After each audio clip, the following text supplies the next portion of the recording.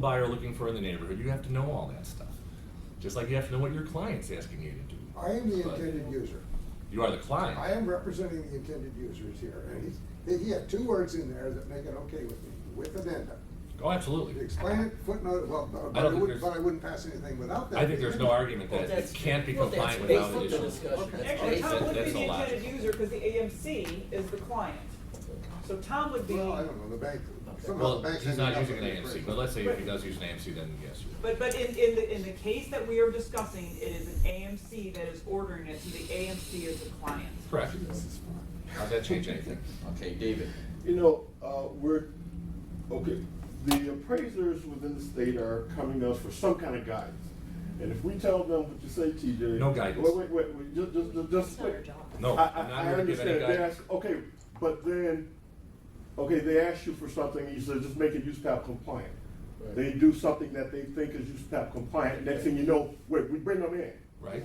And they ask you the question, then what should I have done? What are you gonna tell them? I'm not gonna tell him anything. That's why they're the appraisers. So They get so you educated. just say you're guilty and you're gonna go to jail, but If whatever the doctor you're does an gonna do. operation, he pulls out a kidney instead of a liver, do you think you're gonna say, hey, you pulled out the wrong organ? I mean, what do you want us to tell them? Once they make the mistake, they make the mistake. If he consults the doctor first and you agree that's the liver, then deal with the liver. But even if we're not talking about a form, if an appraiser makes But- any kind of a blunder, they screw up how they figure out the cap rate, they're gonna have a problem with us. Understand And that are you gonna they're teach them how to asking do, are you gonna bring them in and teach them how to do cap rates? No, I'm not saying teach them that, but I'm just saying they're asking for something from us so they don't have to come before us and then we don't give them anything and then they come before us and we still don't tell them anything.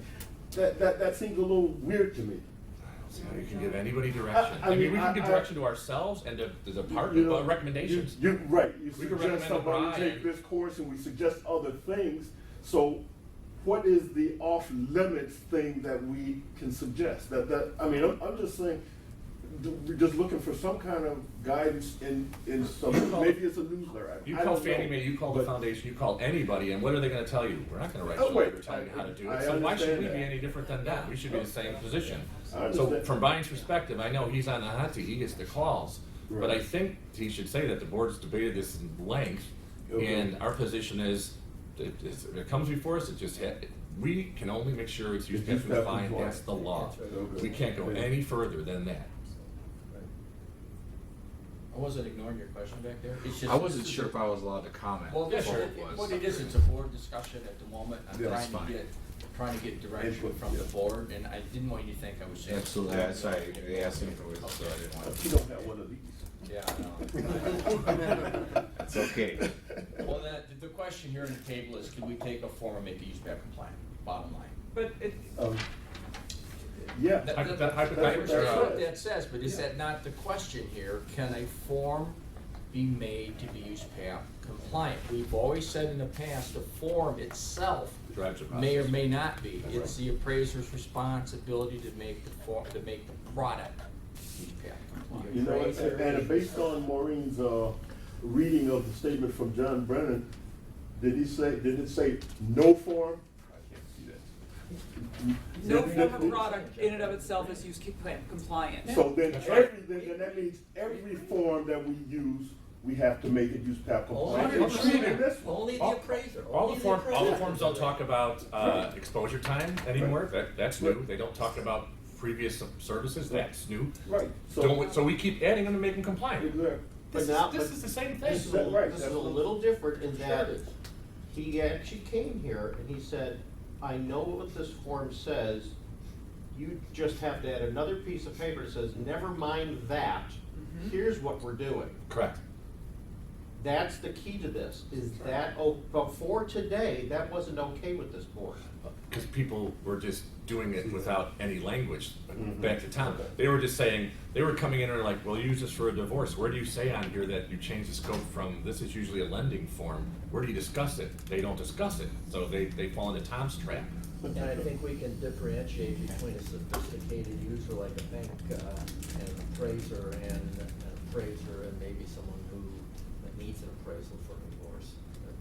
That there are, different levels Maureen of first, then you, Tom. expertise. In the past, we have disciplined appraisers for doing just that. Doesn't mean it was right or wrong. But I'm saying that, again, remaining consistent with our disciplines from the past. So you make When an a error, pres- you're when a counting. pre- Tim? I keep erring. I agree with what you're When saying. in the past, we have consistently disciplined appraisers who have intentionally used a form, written a, so sorry, this form doesn't work, I'm, written a caveat that, says everything, all the stuff I did in the form, the form doesn't really matter, it's really just what I wrote here. Doing some, divorcing themselves from the form, if you will. And we have disciplined them. So why is it now that we are changing our tack? Okay, I agree with what you're saying. I don't know that that means it can't be changed. I don't know that that means there can't be another way of looking at it. But I hear what you're saying, Tom. Legal counsel's been quiet about this. I wonder if Mark care to shed some, what we're talking about is having an appraiser add a footnote to a document that changes what the document says. Okay? It's. It's. Wait, okay. I got Tom, and then I got Lee. Are you done? I would like to see the appraisal, Burnett, and I know what you're talking about, and I certainly haven't seen all of them, but I would like to see one appraisal report where, in that situation that you're citing, that every substantial issue and, that has conflict has been addressed by the appraiser. I seriously doubt that every issue of conflict has been addressed, and that's what we're talking about. We're talking about, is the appraiser complying with developing a credible appraisal that's not in keeping with these? And I think there's a difference there. I know what John Brennan wrote, but that doesn't mean anything because it's not USPAP. Here's what USPAP says, 2-2. The report content and level of information requirements set forth in this standard are minimums for each type of report. An appraiser must supplement a report form when necessary to ensure that any intended user of the appraisal is not misled and that the report complies with applicable content requirements. Period. That's it. That's the answer. And it's right there in USPAP. It's not really the answer though, respectfully. It's saying you can supplement, so you can add to as long as you don't diminish. Right. This issue to me is major because one part of the appraisal report says, I did go to the grocery store yesterday. The other part says, I didn't go to the grocery store yesterday. I think if, I'm not a legal expert, but if I looked at those two that are absolutely 180 degrees inconsistent, I'd say it's meaningless. Right. What did you, this is the thing, we can add. We're not talking about adding stuff and piling on. Right. We're talking about changing the meaning of this form to mean 180 for what it just said on page 2. It's now on page 3. Oh, no, I didn't. No, yes, I did. But no, I didn't. But if the client and the intended user and the appraiser are in full understanding, where's the problem? The problem is when it comes before this board. That's right. And what are you going to tell them? What am I gonna tell? Are you gonna go back to the client and go, what did you mean? Or should it be self-evident to this board what it means? If everything is addressed, if this is an appraisal for pre-foreclosure, and if it complies, I don't have a problem with it if it says, okay, this is the, if on the form it says interior and all over the report it says it's exterior only. Y'all gotta make a vote. I asked you about this 15 minutes ago. So make a motion, vote on it, then we can put it to bed. What's the motion we're gonna make? Well, we haven't made a motion, I think. Well, it sounds as if the motion is, we make a motion that we can diminish what is embedded in a report. Well, no, I think. You can't do that because still- I know we can't do that, but Now, the that's what motion we're is- asking to Hey, do. let's do one at a time, please. 'cause The it's- motion is, can you use amendatory language to change the meaning of the boilerplate form? Yeah, can you, Can you change baked-in language by further adding language? can you take a form and make it USPAP compliant? No. Change, we can't make what he's asking. We can't make a We can't blanket, make a motion on we that. can't make it like a motion on that or come to a decision on that. Certainly can't change the embedded language, and this is a residential appraisal for use in first mortgage for Fannie Mae. So, but I'm just saying it's complex. I understand, but the problem is, she gets the complaint, she's gonna treat it different than you. Yep. That's why we're want that. trying to That's get what's the problem. consistency And here. then That's vote why on we're bringing it something. up. See, that's why we're discussing this, and I did not Still will. intend for this discussion to go this long, I really didn't. The reason I allowed it to go is because I think it's important, and what I'm trying to avoid, if Ed is representing someone for doing this, I firmly believe that there should be some consistency here, and because of the discussion, I don't know, other than what Brian said, if a motion's made, you vote on it, boom, it's done, period. But I mean, we can debate this till 2 o'clock this afternoon, and I don't, based on what's transpired thus far, I don't see it progressing any farther. God help the court appraiser that tries to do this. And if what do you wanna we do with can't- it? Look, if we Let's can't. take them, let's take them all. We have to table it. If we can't diminish or take away language in the report, there's no way we can make it USPAP compliant, is it? If we can add, but can't take away, because you're diminishing the minimum, then it can't be USPAP compliant, even though we tell the appraisers, make it USPAP compliant, That's our there's no decision. way. That's our decision here. No, That is our decision. our decision to what? We can say we're not gonna punish them or do anything for it, but that's about it. As always, when it comes before us, it's our decision whether or not something is But we compliant. recommend. You know, the best that I see coming out of this is just a simple statement that we would say, first of all, for any appraisal issue, is the appraiser responsible for developing and communicating. The only problem with that, Lee, is, and you know, for those that don't agree with it, then if someone comes in an informal, the recommendation's gonna be different than those that think it's permissible. Well, if all of us were sitting down looking at any single appraisal report, we're all gonna see certain issues a little bit differently, and we may see some things be more significant than others. I don't know how to get 100% consistency on that, but I don't see a statement coming out of us that's gonna say, do this and you're okay. Why don't we ask the Appraisal Foundation Standards Board to write an FAQ on this? They're not going to address it. Why? What do you mean? They're always, John Brennan Rich said they're not Bitter's gonna always address it. looking for ideas to answer a question on. I'll try and They again, answer but he said questions he on much wasn't more gonna- aggressive He said they weren't issues gonna than address this. it. The consistent thing that I've seen is that they will come back and say over and over again, it's, you know, it's the Appraiser's process, responsible. and it's not the form or the product, it's the appraiser who has to be USPAP compliant. But that's not the question, they're just dangling off part of it. Part Yes, of, this I agree. isn't whether or not we're adding on to something to make it better, we're taking away something to Right. make it different. So maybe the question should be to the Appraisal Foundation, can we diminish USPAP? No, that's a trick bag question, you're gonna be asking them, can additional language, what additional language is deemed all right to change the meaning of something that's already been stated differently in the front part of the Right, report? right, That's what this is exactly. about. This isn't Exactly. about making the One at a form. time. I got Tom What next. if we don't add any additional language? We strike out the language that says they were there. That's what I keep telling them, why don't they make software I've strike it seen this done out? in other contracts, I've never seen it done on an appraisal, but if you Yeah. line it out and everybody initials it, then it doesn't say you were inside. But, doesn't- here's the problem. Will work? The banks are saying, I gotta take this as is, you can't scribble across your form. The bank's got to initial it too. It won't go through their system like this. This is another expedience problem. This isn't a problem of we can't fix it, it's just we can't fix it with a button. That's their problem.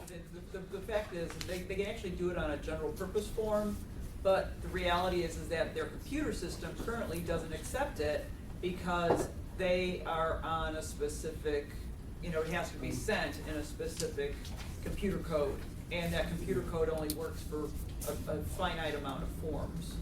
And that's why they want us to use the one Okay, form. I got Leanne first. We've had a lot of interesting discussion. Can I just make a motion that we table this for? I second it. What is the other 49? All in, Discussion. all in favor? Did everybody hear the motion? Discussion. All in favor? Oh, Discussion. wait, let's. We're taking it. Oh, let's, I'm sorry, let's So discuss. we're it. taking out Okay. 3 months. Before we vote on that, Yeah. if I'm following what I'm feeling from the board, after January 1st, anyone who submits one of these forms and says it's a summary appraisal report, Yep. Same they're in thing. trouble with me. Same thing. Because there's no such thing in USPAP. There's no label for an appraisal, and I'm diminishing from USPAP. You can, no, you're not diminishing the USPAP. USPAP specifically says that you can still do a self-contained if you want to. You can still do a summary. You You can have to call it label Leanne Moss's appraisal report. You can, that's adding to it. You can do that. So if I know for one in my, as a business practice issue, I am still gonna continue to call mine summary appraisal reports, and that is USPAP compliance. And do you think you have to define what a summary appraisal report is? Oh, absolutely. Okay, so Absolutely. anyone who doesn't address the summary appraisal issue after January 1st has a problem with this board. Correct? I wouldn't have a problem with it.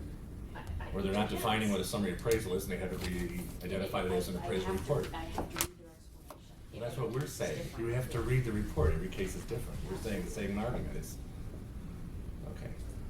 So you get more Actually, there's no discussion on the motion to table.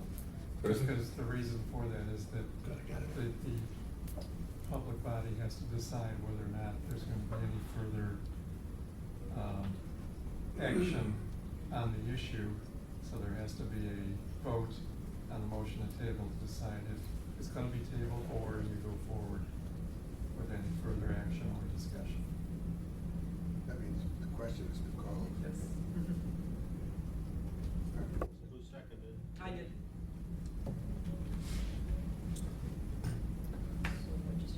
Yeah, yeah, right. I don't Who know. our motion to We have to table. vote on the motion to table. He seconded, take your votes. So when we table it, what do we do? We're not. Your vote, good. You vote, do you wanna Table table it or not? Do you wanna continue talking about it, or do you Oh, wanna I table it? don't wanna talk about it. Yeah, neither. All right, all in favor of tabling it? Aye. Is anybody opposed to that? Motion carries. It will be, think about it, because we're gonna, it will be dealt with at the next board meeting. So it gives you plenty of time, and I agree with where Brian's at, he's gotta have direction from this board. He's the one that's a lot of times on the hot seat, he's the one that has to make the decision, and it's not fair to him unless unless he knows the position of this board. Right, I would love to see the language that LSI has come up with, because this is all generated through LSI. I would love to see the language that they are encouraging their appraisers to, include in their appraisal form. And it's gotta be language that a banker can understand. You have to show it to us. And I'll again apologize to members at large, I just didn't want to bring you into this discussion because. If I had a suggestion, where I send it to, specific to this.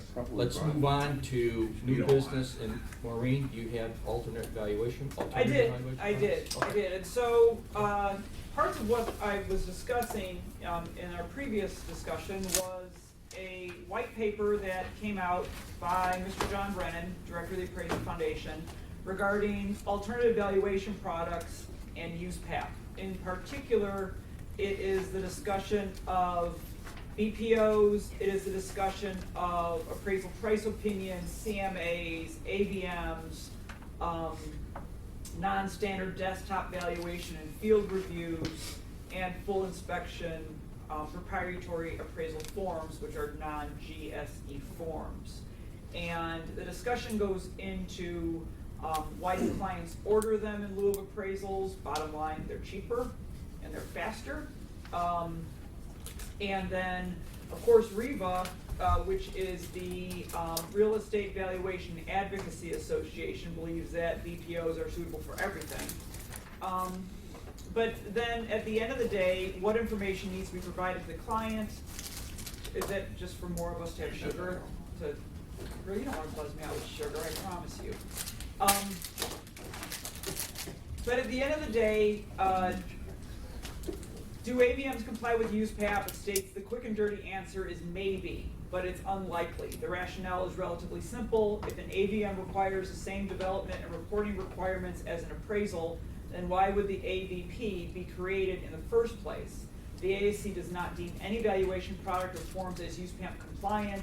It is the position of the ASB that appraisers, not valuation forms or products, bear the burden of USPAP compliance, which actually goes right into what we were discussing previously. And then it goes into AO 21, and which is what is a relationship between valuation service and appraisal practice. And then it also goes into the question of what are the USPAP obligations for valuation services outside of the practice.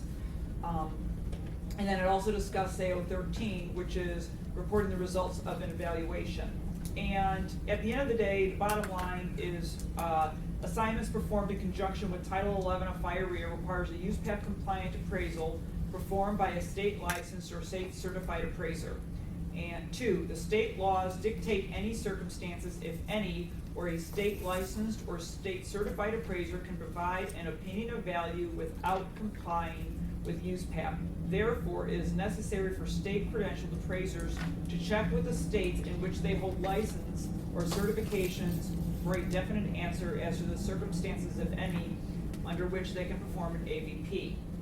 And then it also goes into talking about their E&O insurance. The appendix actually is a wonderful example. It gives actually all the different state laws, a variety of different state laws on how they deal with BPOs. They go into Arizona, Nebraska, I think Utah's in here. And you know, who's got the strictest? New Jersey, and their opinion on the use of BPOs as a form of evaluation product. And there are 34 states which broadly allow BPOs to be used as evaluation product. Illinois is one of those 34 states. And 12 states allow BPOs for lien holders, and then 5 states provide a safe harbor for BPOs in a brokerage context. So it's actually a really nicely written white paper as a draft.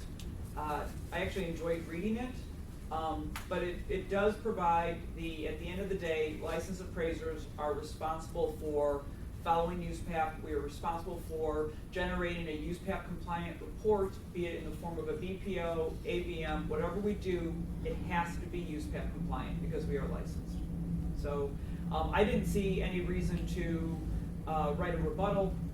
I actually enjoyed reading it. So if anyone wants to read it, it is available on the Appraisal Foundation's website. Anybody have any questions on it? Does anybody have any comments for moving to close? Can we take a break? Yeah, okay. Remember I talked to you yesterday? I'm sorry, you did, and I was gonna bring it up under new business, No, you didn't.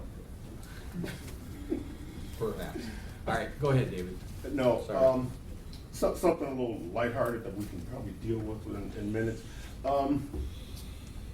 Remember, months ago, we, in fact, I talked with Mark about it, we had no procedure, no written policy or procedure on nominations of chair and vice chair. Yes. So I just got some language together, and I'm just gonna pass it around, let everybody look at it, and either comment if you don't like it, edit, whatever, but just see what you think. Okay, can we table this for next week, or do we get to? We You can't know what? vote on it today. I mean, I because just it's thought by the end of the agenda. year it would be a nice time to do it, but it's, Yeah, we have to wait till it's January. not nothing, you know, brainstorming or anything like that, it's just either say it or say, add this, take that out, some of you wordsmithing people, Leanne and, Can we might also- wanna have something else. Yeah, can we also forward a copy? Can you forward a copy to Marcia and Tony? I can- It's on your computer machine, I'm Either assuming. one of them notified me. Well, then they don't get them Oh, so- Okay, that It being would just said, be a simple majority of people anyway. we'll take a break, and then we come back from break and move in close. Thanks. How long a break? So- Take 10 minutes.